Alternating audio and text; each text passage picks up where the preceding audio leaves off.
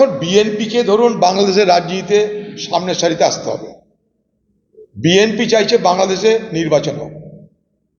শেখ হাসিনার অনুপস্থিতিতে বাংলাদেশে নির্বাচন হলে বিএনপির ক্ষমতায় আসার সম্ভাবনা প্রবল, কিন্তু সেখানে ইউনূস সরকার তাদের পথের বাধা। তাই তারা কখনো ভারতীয় রাষ্ট্রদূতের কাছে বাংলাদেশের মানুষের হয়ে সেখানটায় তারা প্রতিবাদ করতে যাচ্ছে, সেখানটায় তারা দেখে নিচ্ছে তাদের জনমত কতটা তাদের পক্ষে। অর্থাৎ পলিটিক্যাল অ্যাক্টিভিটি বিএনপি শুরু করেছে। জামাত তাদের কোনো পলিটিক্যাল অ্যাক্টিভিটি নাই, তাদের অনলি ধর্মীয় অ্যাক্টিভিটি, শুধুমাত্র ধার্মিক তৎপরতা, তাদের মৌলবাদকে প্রতিষ্ঠা করতে হবে। তার পাল্টা হিসেবে বিএনপি তারা তাদের মতন করে জনমত তৈরির চেষ্টা করছে, কারণ তারা জানে ভোট যদি হয় তাহলে লড়তে হবে, তার প্রিপারেশন রাখছে। আর ইউনূস সরকার কি করছে? ইউনূস সরকার ভোটের প্রক্রিয়াটাকে দীর্ঘায়িত করবে, ডিলেট করবে। কেন? তাকে ক্ষমতায় টিকে থাকতে হবে। তাকে ক্ষমতায় টিকে থাকতে গেলে তার আর্মি দরকার, তাকে ক্ষমতায় টিকে থাকতে গেলে তার মৌলবাদ দরকার। তাই তাদেরকে প্রশ্রয় দিয়ে তিনি ক্ষমতায় টিকে থাকতে চান। অর্থাৎ আগামী দিনে বিএনপির সঙ্গে ইউনূস সরকারের সংঘাত অনিবার্য। ইউনূস ক্ষমতা টিকে থাকতে চাই, বিএনপি তাকে ক্ষমতা থেকে সরাতে চাই, নির্বাচিত সরকার বানাতে চাই। বিএনপির দাবি যথার্থ, নির্বাচিত সরকার হোক, আমরাও চাই। সকলে নির্বাচনে অংশগ্রহণ করে বাংলাদেশে গণতন্ত্র ফিরে আসুক, আমরাও চাই। জামাত কখনো ভোট চাইবে না, কারণ ভোট হলে জামাত হারবে। বাংলাদেশের একটা অংশের কিছু মানুষ এই জামাতের লোক, বাকি বাংলাদেশে যে আপামর জনসাধারণ, তারা হিন্দু, মুসলমান, শিখ, খ্রিস্টান, বৌদ্ধ যারাই আছে, তারা কিন্তু জামাতের তত্ত্বকে সমর্থন করে না। আজকে মোহাম্মদ ইউনূস ক্ষমতায় টিকে থাকার জন্য জামাতকে সে প্রশ্রয় দেবে, টিকে আছে সেখানকার সামরিক বাহিনী, জামাত, এদের দয়াতে। তাই রাজনৈতিক কর্মকাণ্ড যদি হয় বিএনপির নেতৃত্বে, আমি মনে করব এটা একটা শুভ লক্ষণ। সে আগরতলাতেই তারা যাক আর যেখানেই যাক, আগরতলাতে রাস্তা হবে না, সেখানে বর্ডার আসবে কি করে? প্রতীকী হোক, প্রতীকী করছে একটা, তাদের এ অধিকার আছে, তারা নির্বাচিত হতে চাই।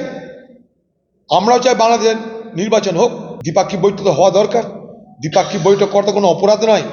পাশাপাশি দুটো প্রতিবেশী রাষ্ট্র, একটার সঙ্গে আরেকটার তো বৈঠক হওয়া উচিত। বাংলাদেশের সঙ্গে যদি আমাদের সম্পর্ক স্বাভাবিক হয় তাহলে এটা উভয় দেশের জন্য মঙ্গলকর। আর যদি এরকম চলতে থাকে তাহলে উভয় দেশের জন্য তা ক্ষতিকর। কারণ যে ধরনের কট্টরপন্থী শক্তি আত্মপ্রকাশ করছে, তার আক্রমণে না বাংলাদেশ বাঁচবে, না আমাদের উপরে আমরা নিশ্চিন্ত থাকব। আজকে বাংলাদেশের মানুষ যেটা ভুগছে, আগামী দিনে এই রাজ্যেও তার প্রভাব পড়বে, আগামী দিনে ভারতবর্ষেও তার প্রভাব পড়বে। কারণ আমাদের প্রতিবেশী রাষ্ট্র, পাশের বাড়িতে আগুন লাগলে আমার ঘরে আগুনের আঁচ পড়বেই। তাই উভয় দেশের সম্পর্ক যত স্বাভাবিক হয় ততই আমাদের সকলের জন্য ভালো বলে মনে করি। কিন্তু দুর্ভাগ্য যে এখনো বাংলাদেশে তো নির্বাচিত সরকার নেই। কার সঙ্গে কে কথা বলবে জানি না। কথা যে হবে কার সঙ্গে হবে, সে তো কোনো অ্যাকাউন্টেবিলিটি নেই সেই সরকারের। সে তো নির্বাচিত নয়। যে নির্বাচিত সরকার থাকে না তার অ্যাকাউন্টেবিলিটি থাকে না।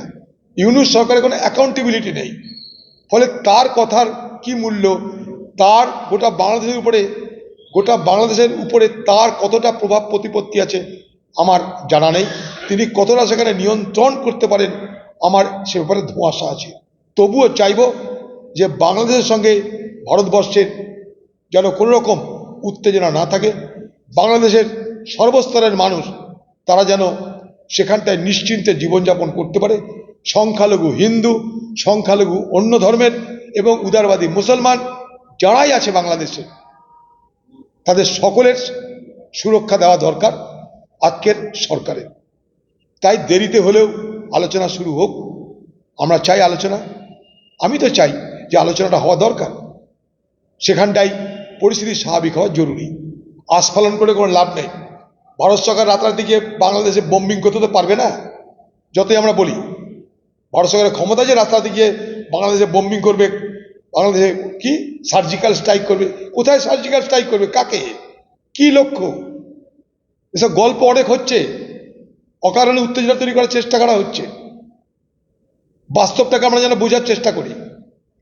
বাংলাদেশের সঙ্গে আমাদের সুসম্পর্ক দরকার এবং সুসম্পর্কের মাধ্যমে বাংলাদেশের এই কট্টরপন্থী মৌলবাদ শক্তিকে দমন করা দরকার। একদিন ইন্দিরা গান্ধী সেই বাংলাদেশের মানুষকে সহায়তা করেছিল, তার জন্য সেখানে সন্ত্রাস থেমেছিল, সেখানটাই স্বৈরতন্ত্রের পতন ঘটেছিল, সেখানে স্বাধীনতা জন্মলাভ করেছিল। সেই স্বাধীনতা যদি বাংলাদেশে বিপন্ন হয়, সেই স্বাধীনতাকে পুনরায় সেখানটাই ফিরিয়ে আনার জন্য বাংলাদেশের মানুষ যদি কোনো প্রচেষ্টা করে, সচেষ্ট হয়, আমরা সবাই তাদেরকে সহযোগিতা করব। এটাই মানসিক